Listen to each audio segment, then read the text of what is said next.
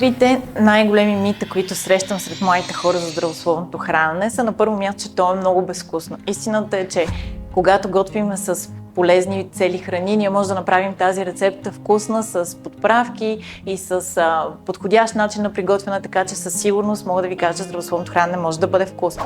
На второ място, това е, че здравословното хранене е скъпо. Здравословно хранене не означава да ядем чия, авокадо и киноа. Здравословното хранене може да бъде постигнато с боб, леща и краставици и пилешко, така че това е един много голям мит.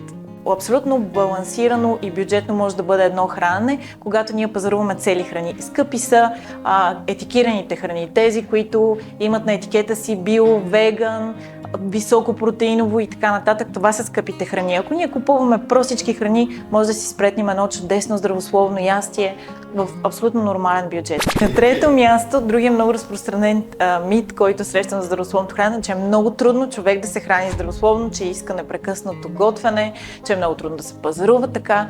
Истината е, че да си приготвяме пилешко филе с ориз и с задушени зеленчуци отнемат точно между 10 и 15 минути. Така че не мисля, че това би затруднило и хората, които най-наумеят да готвят. Едни яйца, мисля, че всеки може да приготви за по-малко от 5 до 10 минути с зеленчуци, така че не е трудно. Стига да имаме желание и да сме достатъчно грамотни, за да си изберем подходящите храни. Абсолютно постижима задача за всеки.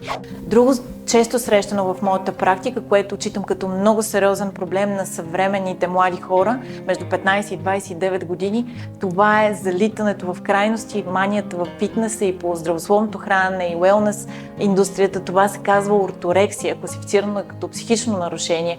И всъщност маниачаването в тренировки, здравословно хранене, че не може да се яде нищо друго, освен здравословните храни, това води до един цялостен дискомфорт на тялото. Може да е доста изтощително, особено ако включва 5-6 тренировки на седмица и може да доведе и до сериозен дисбаланс в тялото, ако включваме еднообразни, еднотипни храни, които са бедни на минерали и на хранителни вещества.